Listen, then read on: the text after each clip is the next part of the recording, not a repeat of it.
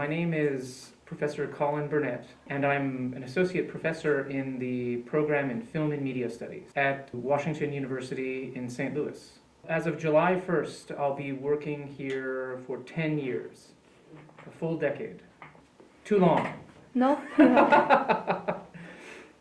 Well, being a professor at Washington University is an extraordinary experience. Devoted to the cutting. You're supposed to notice the surface quality of the editing itself. Number one, because I never thought I would end up in the city of St. Louis, ever. I was born in Montreal, but I grew up in suburban Montreal, in a town called Greenfield Park. Quebec is a francophone province, but Greenfield Park is surrounded by Brossard, and Saint-Lambert, and Saint-Hubert, and Saint-Bruno. I was always a cinephile. Montreal was a cinephile's dream. I was able to self-educate. I would go see movies at the Cinémathèque Québécoise. They would have film series, for instance. And that's where I first got to see the movies of Robert Bresson. At that point, not many of his movies were available on home video. I mean, streaming didn't exist at the time. So I had to go and seek them out. And there was this great video store in Montreal called La Boîte Noire. And I would go there as often as I could. I lived a little bit far away from it. And I would rent 10 movies and watch them. And the ones I couldn't watch, to be honest, I would pirate. I would copy them so that I would have a copy myself and build a tape library. And this is how I developed my education, really. But also I had cinephile friends. The friends I grew up with were always into movies, going to movies. There was a repertory movie theater called, and it's still around, Cinéma du Parc. And I would go there on Park Avenue in Montreal and watch movies like the movies of Akira Kurosawa, for instance. I remember going to see a few of his movies. That's where I first saw Rashomon, in fact. So Montreal had a range of movie theaters, and many of them were cheap. Near the end of the 90s, there was this movie theater called The Palace, where you could get in for $2.50 to watch movies. And they could sometimes be current releases that were kind of off-market.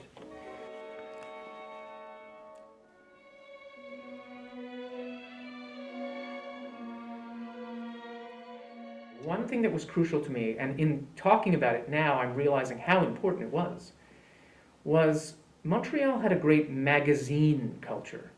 There was no RottenTomatoes.com to get a sense of what critics think. You would go to the newsstand and pick up magazines like Film Comment, Cinéaste, CinemaScope. Cahiers du Cinéma was distributed in Quebec. So I would pick these up, and I would often read about movies before seeing them. As in the case of Robert Bresson, for instance, I read about them before seeing a single minute of their movies. But even for me now as an academic, it's always important to look out for new avenues of viewing. I don't know what kind of cinephile I would have become if I lived in a more rural area where I didn't have access to all of this. And this is how I developed my education, really. I come from a family where there are no academics. And I'm the first in the family to have a PhD. And when you're an academic, complete your PhD, you don't know where you're going to end up. I could have ended up anywhere around the world, really.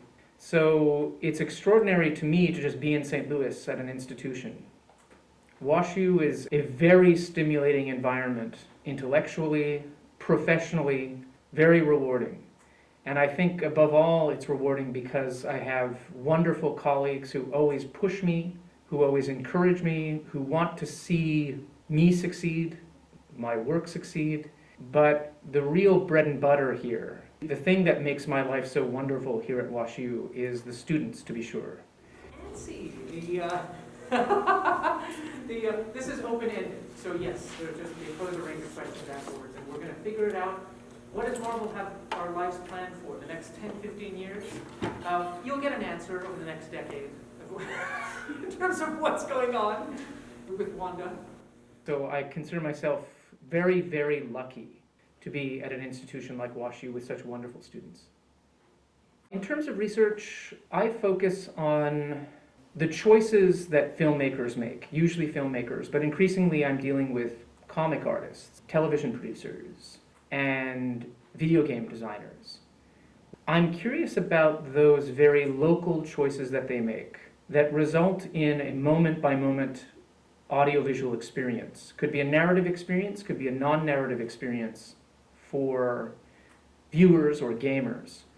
I have been a gamer for basically my whole life, on and off. There are periods of intense gaming where I become obsessed and then I drop it, and then I become obsessed and then I drop it. I guess you could call me a child of the high point of the arcade era. Arcades were at a peak in the 80s and 90s.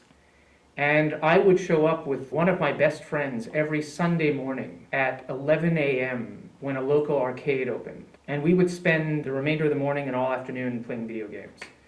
Games like Street Fighter 2, or the various Nintendos, the Sega Master Systems, and so on. I'm not such a big fan of Mario Kart or Mario Tennis, but the Mario Fantasy games. Super Mario 64, just the world building, and how the world was always evolving. Thank you so much for playing my game. Those always amazed me. I remember thinking, wow, this is something new, this is something fresh, and I want to understand this. This was a long time ago. I recently played a virtual reality Tetris game. Now, I'm not a big Tetris fan, but it completely blew me away because of the level of difficulty created by simply playing with your perceptual field. Things would be flying at you at your periphery, but also moving across the screen, and all the while you're trying to place the blocks in just the right place. To just look up and see three-dimensional space becomes suddenly fresh and new again. That in itself is curious. It's a form of illusion that defamiliarizes your senses, and I want to play more and more of them to just see how far that goes. I guess ultimately, to boil them down, I'm interested in audiovisual media of any form. This goes back to my basic, fundamental, or elemental interest, if I was to really boil it down. But ultimately, even more than that, I'm interested in aesthetic, theories of taste and why we like things, how we form aesthetic judgments. I'm interested in the fact that film or television or video games tell stories through the basic titillation of our senses, through sounds and through visual images. And I got that from a long time ago, reading one of my favorite authors, Susan Sontag, when I was an undergraduate student, and I took a class in philosophical aesthetics. But for Sontag, we had to read many of the essays in her collection called Against Interpretation. That essay, simply called Against Interpretation, it was published in 1964, blew me away. And suddenly I realized, that's what I'm interested in. She says we need to learn to see more, to hear more, and to feel more, and specifically in the works of art that we're encountering. We are blocking ourselves from seeing, hearing, and feeling more by quickly ascribing meaning to things. We quickly label something, ascribe meaning, and move on. She's saying, no. Attend to how a movie or a painting seduces your eye, gets you to look in sophisticated ways or intricate ways, or the way a movie titillates your ear, educates your ear. Those little things can get you to sort of open up your imagination. She wanted us to attend to those things first as the substance of the experience. And then she ends the piece by saying, in the place of a hermeneutics, we need an erotics of art. Hermeneutics, basically the ascribing of meaning, interpreting things, hastily interpreting. In erotics, she means attend to how the thing looks and sounds. So when I took that course and read that immediately finalized for me what I'm ultimately interested in. That's what gets me up in the morning all the time. It's a battle sometimes, but the continuing battle with other academics and other professors about the inclination to ascribe meaning, and that the substance of these things rests in meaning, as opposed to in sensation, in perception. We are inculcated, we're trained, we are encouraged when we're students. And I get this all the time from students here at Washington universities who say to me, look, I'm so used to writing about the meaning first. That's the most important thing that I can possibly get out of an essay. So what you have to do, it's taken me decades of my life, the job's still not done. you have to develop the other side of your brain to a certain extent, so that it becomes, yes, of course, pay attention to meaning, pay attention to sense, pay attention to the meanings that you are inclined to bring to a movie, and listen or feel what that's like as you're doing it. The inclination now is to bring in elements of history or the current moment into the text. Critics do this all the time. In other words, interpreting the text in light of what's going on politically. And I do that myself. I find myself saying, oh, look at this. It's being shaped by the moment, or it's speaking to the moment. But what's important is to begin to watch yourself doing it. It's a fascinating process. Let's just say this. It's a process of paying attention to what you're doing. There's a good word, apperception. It's a matter of becoming aware of your own perceptions. And that's the first step. Well, it's also the last step. The constant effort to pay attention to the fact that these are images and sounds, first and foremost. A good example of this, Promising Young Woman. So the movie plays with color in interesting ways. From pink and baby blue, they're matched. And as soon as you notice these two colors, you will notice that they become a central organizing principle behind the very look of this movie. Twofold color scheme is played with repeatedly.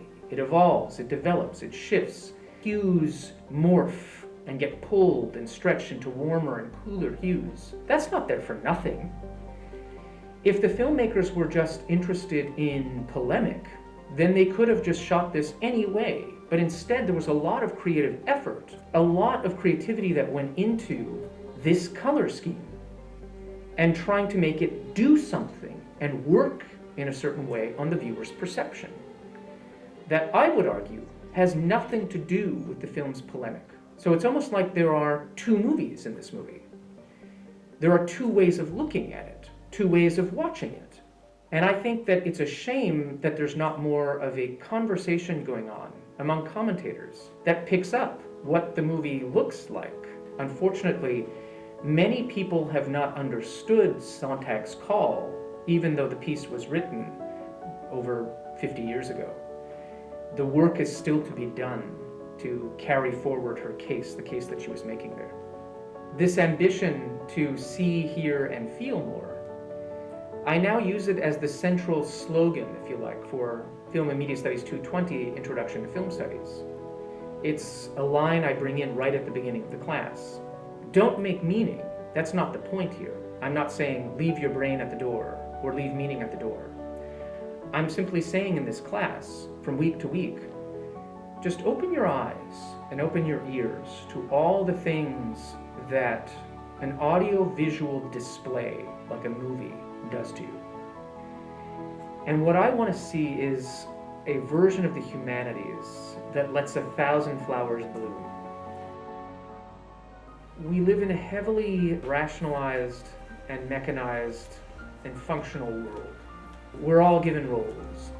In many respects, you are encouraged to view college as an opportunity to find your role within society, to figure out what roles you might be good at, or might be skilled at, or that you might profitably, and I mean that literally, fulfill. Learning to train your eye to see more, your ear to hear more, and learning your body, your whole being, to feel more of the movies that you're seeing, or any other audiovisual medium for that matter. It won't give you those roles. It won't make the trains run on time. It won't ensure that the children cross at the crosswalk safely. It won't ensure a range of other things that will allow you to go off, gain a career, raise a family, and do whatever else one wants to do. Of course, as you know, I always attach a but to this. Because while it doesn't make the world go round, it encourages you to look beyond the role, look beyond the path. To not just see that the world always has to be going around, that trains always have to run on time, and that's the only purpose you have in life. In a sense, it goes back to the Socratic maxim, know thyself. We all rush toward careers. I did it myself, you're doing it, the next generation will do it, and the generations after and after will do it too. We need to make ends meet. But at the same time, we need to find ways to make ourselves fuller human beings. one way I can contribute is to encourage you to see, hear, and feel more of all those experiences that you're going to have from images and sounds, and maybe, who knows, a little bit more than that.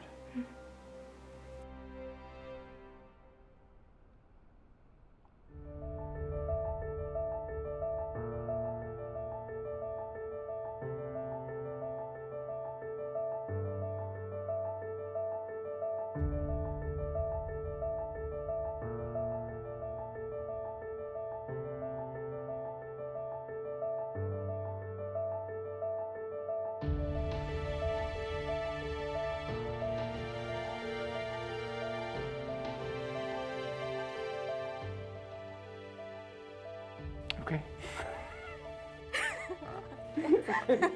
All right, how's that?